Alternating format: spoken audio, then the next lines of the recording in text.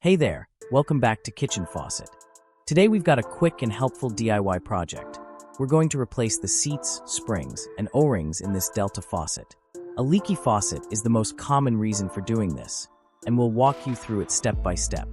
I've already fixed one side, which was the one leaking, but I'll show you how to do the other side. It's the same process. Tools and parts needed. New replacement O-rings, exact match. Small flathead screwdriver or pick tool. Adjustable wrench, forceps or needle nose pliers, silicone plumber's grease, towel or rag. Step 1. Shut off the water. Go under the sink and turn off the water supply. If you can't find the valves under the sink, shut off your main water line, in the basement, at the street, or wherever it's located. Step 2. Close the drain. This part is easily forgotten but important.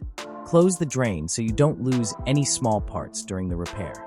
If anything falls in, you might have to take apart the trap, and we want to avoid that. Step 3. Remove the handle.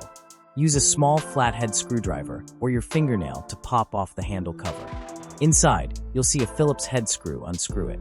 Carefully remove the handle and set the screw aside safely. Step 4. Remove the collar. You'll see a collar, retaining nut, under the handle.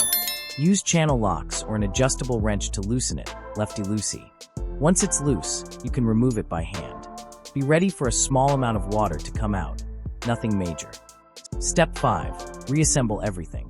Insert the cartridge back into the faucet, aligning the flange and tabs. Reinstall the collar nut, hand tighten it, and give it a light snug with the wrench. Put the handle back on, tighten the screw, and snap the cap back on. Step 6. Turn on the water and test. Reopen the drain. Turn the water supply back on. Test your faucet. It should work smoothly and without leaks. That's it. Your faucet is fixed, smooth, and drip-free. If this helped you, give the video a like, drop a comment if you have questions, and don't forget to subscribe for more DIY tips. Thanks for watching.